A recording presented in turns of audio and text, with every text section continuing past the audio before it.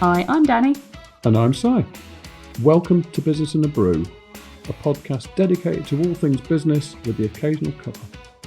We take a business story, theory, or something we just want to chat about and give it a dusting of our own special personality and sense of humour, combined with our experience and knowledge.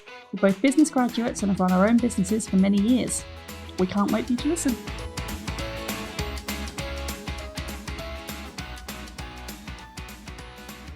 Hello, Simon.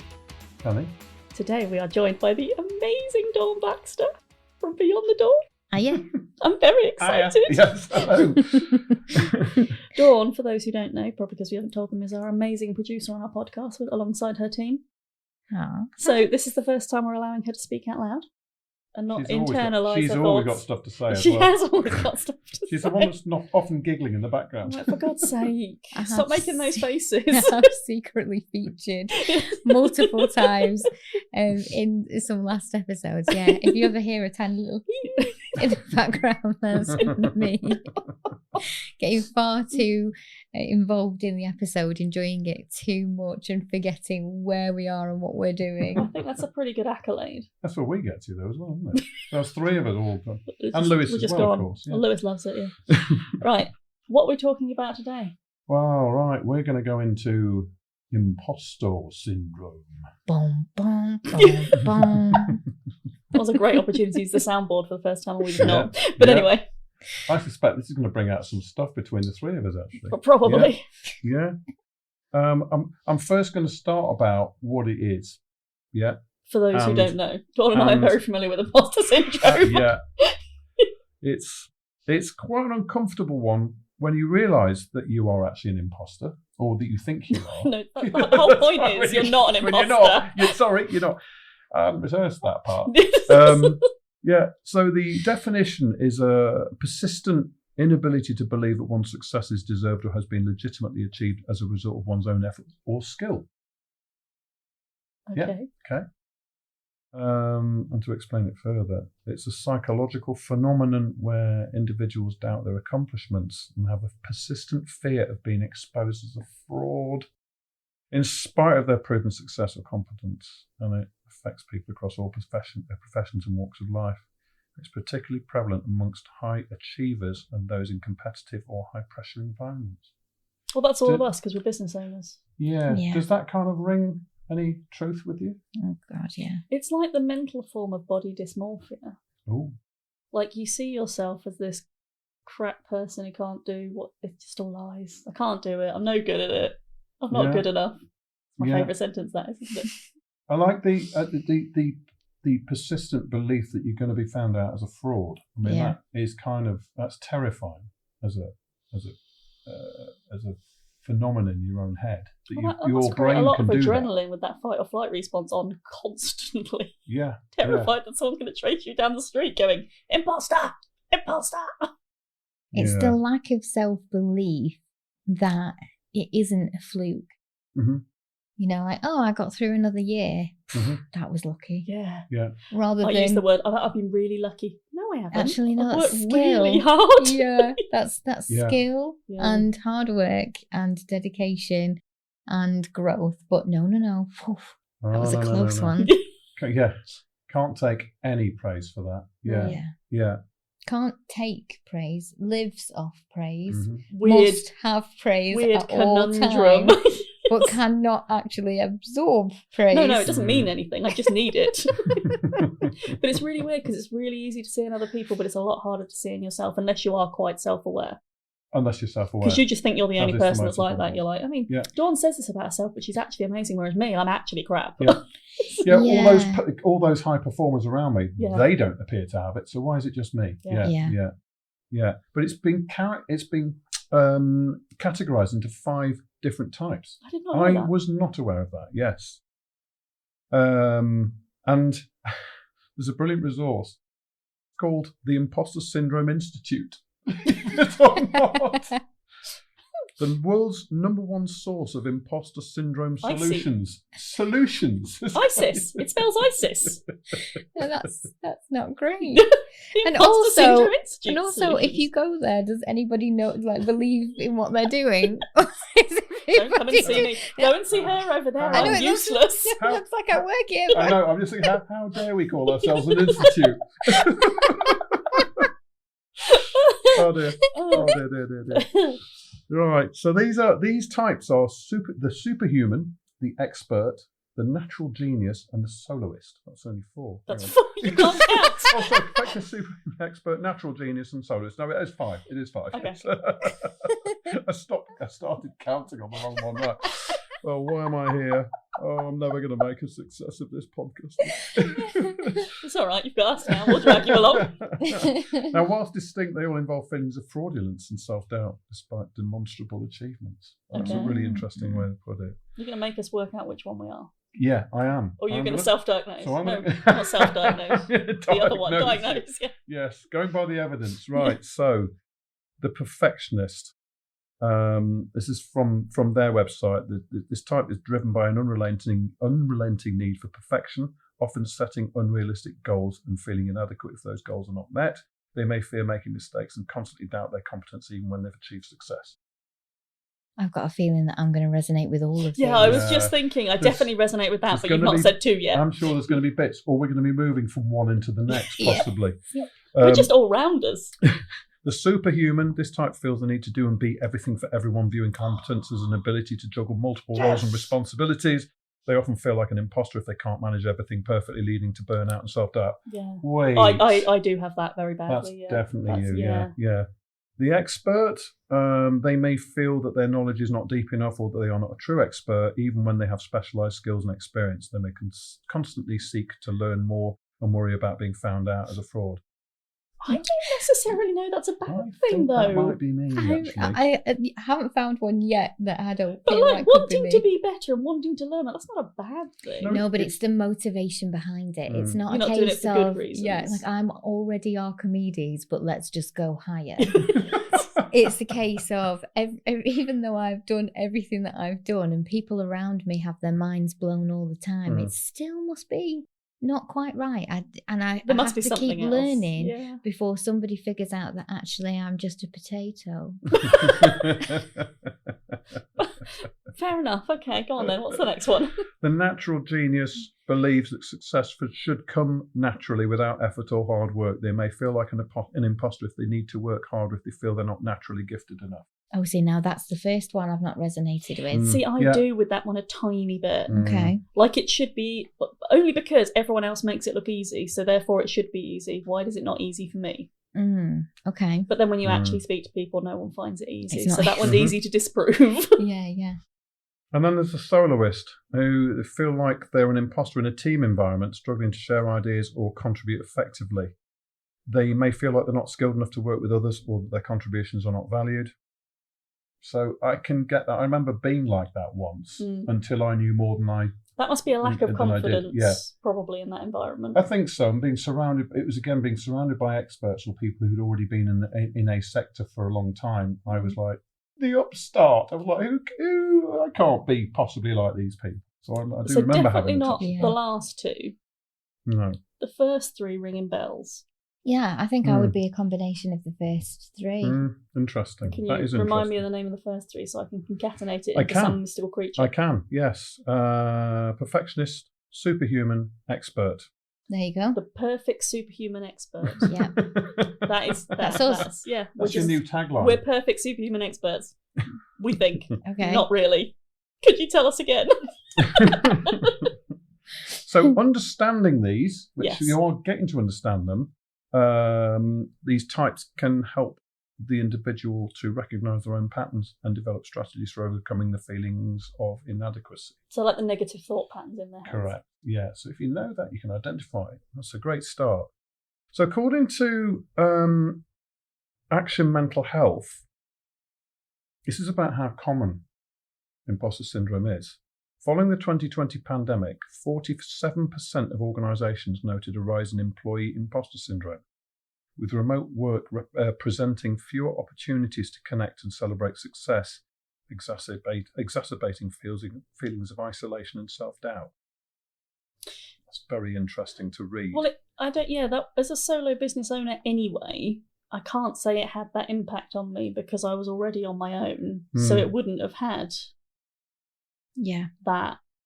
I think also imposter syndrome is one of those things that we're in a dangerous zone, because saying that it was because of remote working and because of that time in history might be one variable, but I never heard the words imposter syndrome until around 2017, 2018. So is it that people were isolated and unable to celebrate? Because you will still see imposter syndrome around people who do get to be around people and celebrate. Or is it just a raise in awareness from your normal corporate employee, for instance, that thing even exists? Yeah, I mean, they had time to read in the pandemic.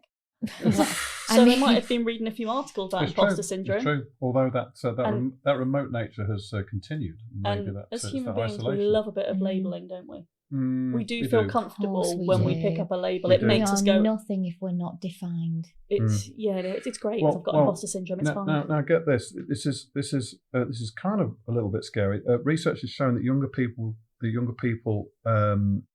experience greater feelings of workplace fraudulence. God, that's not easy to say.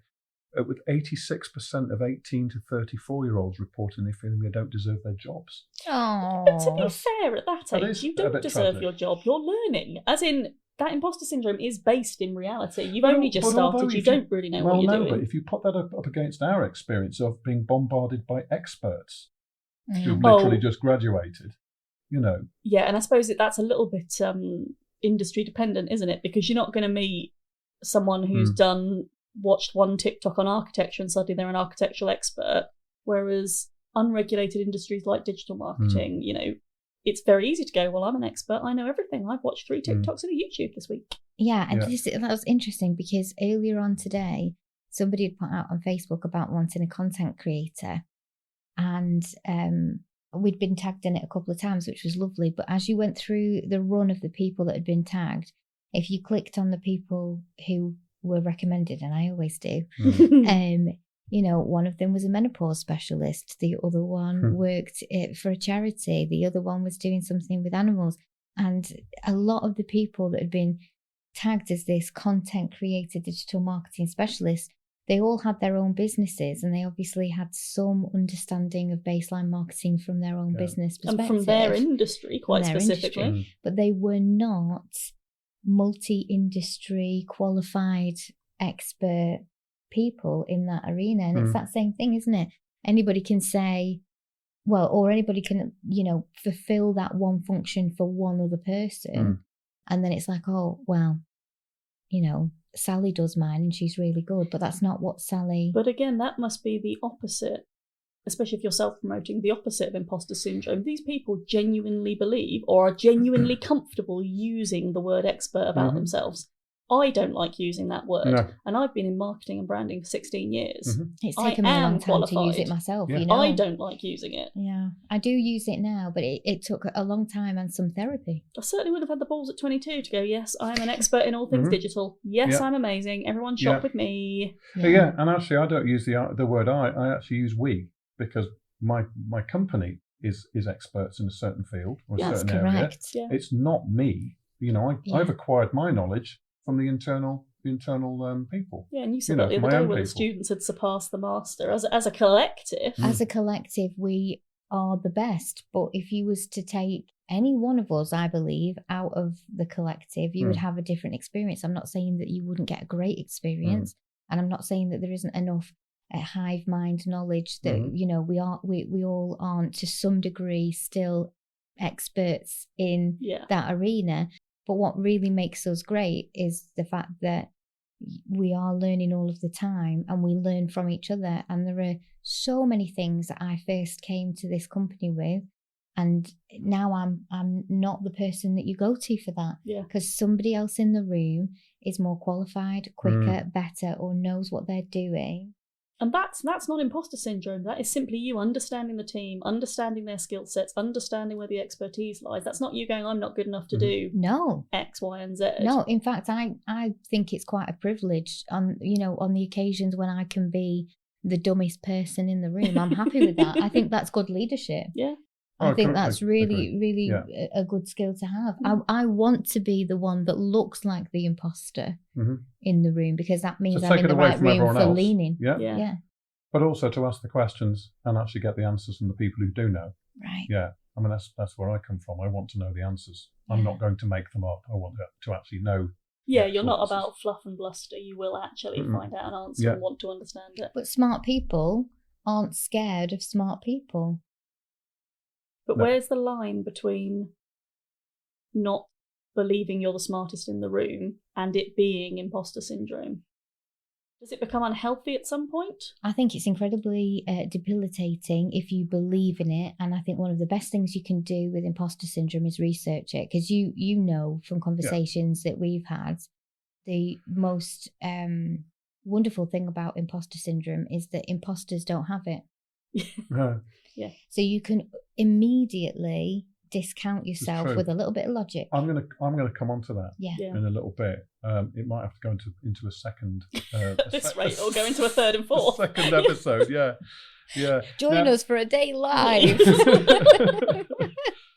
So I've just explained my experience of it, actually, and it was a bit of a turning point for me to actually understand just how prevalent it is, and in general workplace or the general leadership area.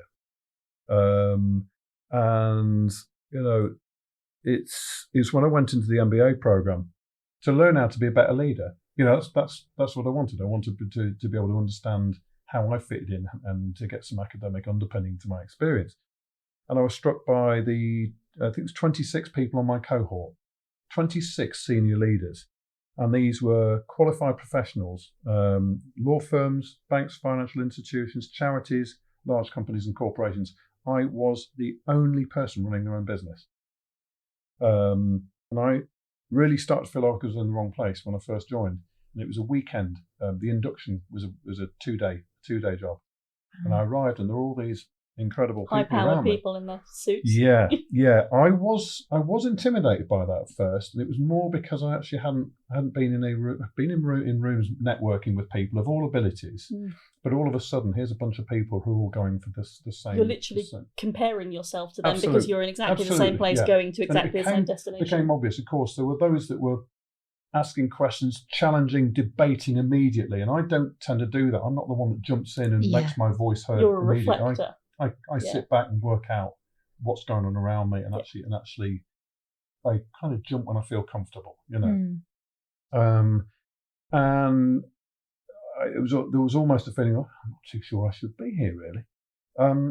How dare I think I've got the potential, to get through this? And I knew how much of an uphill climb it was going to be.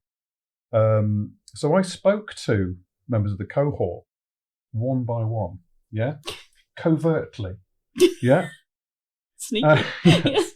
Secret mission. It was. I took it upon myself just to establish how they were feeling, how everyone was feeling about it, their participation in this. So you were attempting to diffuse your own emotional reaction to the situation by understanding other people's. I guess what I was trying to do was to look at it, was to address my own anxiety over it, and actually, I don't think I would have done that. I think it's a very clever strategic move, is that? I don't know if it was clever. It means I shouldn't have been. Yes. Yeah. Si is a people person. He loves people. He loves the conversation. Yeah. That would have scared me more.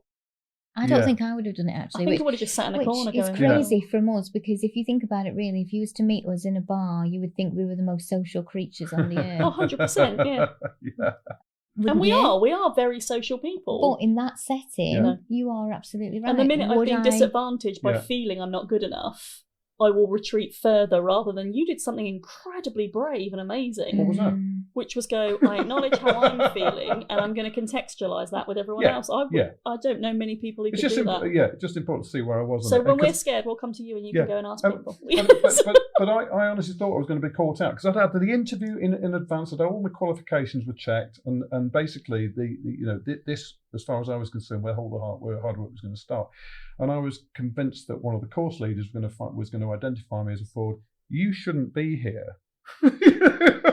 That's a really scary we thought. need to have a word. You That know? must have made you so anxious sat there. That's taking me back to school times. It didn't make me too anxious, but what it made me think is I've got to somehow rationalise this. I've got to make myself just feel a little bit more like a very I belong. sensible human. Okay, so this straw poll I did, and it was, you could call it my first bit of primary research whilst on the degree. And basically, I just asked simple questions, which is, if they had each individual, if they had confidence in getting through it, and if they felt they're out of their depth. Really, that was it. I'll be singing in my brain whatever he's got in his brain. It's entirely possible. We find a way to bottle it, we'll be multi-millionaires. Yeah. Now, as it turned out, aside from the narcissists, and there were Naturally a couple. Yeah. Oh yeah, you mentioned Yeah. professional people. Law firms. I'm surprised that there wasn't any. Absolutely. You might have been the only one that wasn't in the room. Yeah, but there was actually only one that didn't feel, the narcissists. No, absolutely not. No, I'm fine. I'm on this. I know what I'm doing. Yeah. And then there was one that didn't feel any insecurities in themselves, but they were doing it as a retirement gift to themselves. Oh, because they worked for 40 years. So or there was whatever. no. It was like we were talking about being playful with experimentation. Yeah, there's no expectation at the end There was of absolutely no stress. Pass, fail, doesn't matter. I just want to be here. He was great. He was very, very solid, absolutely dependable. And when we broke into our little teams for each module that we're on, I'd end up Did you run and hold hands with them? You're like, be my friend. End up working with them occasionally because they mix us all up, And it was like, well, he's involved. That's we're going to win. We're going to win this one. Did you do your best to avoid the narcissist? Well, funnily enough, it was you. It was that was self-policing because they disappeared. Yes. Because you can't teach a narcissist anything new. You can't teach them anything. They basically worked out that there'd be learning going on. Yeah. And if they knew it all, what was the point of them being there? Yeah. So they basically, two of them walked. Basically, they didn't say, I'm going, they just didn't turn up. Yeah. Oh, of course. Yeah, just disappeared. That 7-year-old inside needs to go and hide back in its box. Absolutely, yeah. And we know what they're like, yeah. Statistically, 2 out of 30 is pretty good. Yeah. That sounds, not to, in those industries. In those particular people. So, my conclusion from that first study was out of the 26, minus the one who actually was comfortable with it, and the 2 narcissists left 23 people. Basically, so the original group was 88.5 people. 88.5%, I should say, not people. Which actually is not bad. But actually shows that these people were all striving. They're all wanting to learn. They all wanted to make themselves better leaders, better managers. And they had a little touch, whether it was a tiny little touch of imposter syndrome or quite a major one. Yeah. And some were on the spectrum on that, a spectrum of imposter syndrome, whether they would fit into one of those 5 categories. I never went through it. But I can't imagine anyone that goes on something like an MBA and doesn't want to learn or improve their skills. Yeah. So basically, 2 narcissists. Well, the thing is, good leaders, though, do check themselves before they wreck themselves. They have a good evaluation. It's nice, isn't it? It rhymes. Yeah. Fantastic. I've never heard that before. You've never heard that phrase before? Check themselves before they wreck themselves. Check themselves before they wreck themselves, yeah. And they have a good basis for evaluating a landscape, but also evaluating their landscape and making sure that they have that self-awareness. If you're not constantly looking at your own situation, how could you possibly lead other people? Oh yeah, totally. I'm totally down with that. I completely understand and agree with it. Yeah, but I'd never heard that. Heard that. So that's great. But this imposter syndrome, whether you've got it severely or on a mild, it's kind of human. Yes, it's normal. There's 3 of us here. Yeah. 3 of us, very different businesses, doing different things. I think it's a really positive indicator, actually. If you could go up to somebody and get an honest answer out of the other person, and have you ever suffered imposter syndrome? Them coming back and saying, yes, I have. I've felt it in varying degrees, or I feel it sometimes in this. That to me is an indication of somebody. It's a positive indication of that person, but it's also a really good indication that they are the type of person who, has that self-awareness and is Yeah. and is And willing to be it's that vulnerable and self-awareness. honest. Yeah. Like I mean, that's a good. We're sat here and I'm feeling slight imposter syndrome. I have a small team, but I'm not a leader. You are what I call a very, very strong leader, as are you. So I feel like I'm surrounded by strong leaders. I don't feel I'll ever be a strong leader if I'm quite emotional enough. It's weird. You're having a conversation about one thing and it brings you on to feeling something else. But you're already. But you are leading people. Yeah. You are to a degree leading the clients that you work with, and you're also leading your freelancer team as well. Yeah, you don't need people to lead as well. You need agency, and you have agency. Yeah, plenty of that. Yeah, you're assuming your own direction. Everyone be nice to Danielle podcast. No, it's just when the sheep follow each other and jump off the cliff. Yes. If you're not that sheep that follows, that's your agency. That's you to be able to look at what other people are doing and go, actually, I'm going to be discerning in my decision making process. I'm going to use confidence and self-belief and my own experiences, values and ethical codes to make the decision that's based on what I believe this should look like, rather than what everybody else is just kind of like blindly following. Yeah. That agency is deep rooted within you, and yes, okay, you might not have numerically a quantity of people that you are at this moment in time, responsible for. But that doesn't mean that in that situation you wouldn't absolutely do the same as what we would do in our own way. It just made me think that your example was quite big. I don't like walking into rooms full of strangers. No, I wouldn't either. So so I get that. This to me was such a tiny thing. You were both talking about leadership, and I thought, you had some imposter syndrome. I did, and it's the little things as well can trigger it off, not just these. Because your example was quite big, something that would naturally cause discomfort in a lot of people. But it's just interesting to feel that small trigger. I've been triggered. Please carry on. Time check. 26. Right, let's wrap first part up then. Okay. So we're kind of going over time on this. Well, this is going to continue. But we knew this was going to happen. We kind of did. Once we've involved Dawni. No surprise here. There's no surprise here. So let's wrap this side up and come back into part 2 shortly. Let's do it. All right. Thanks.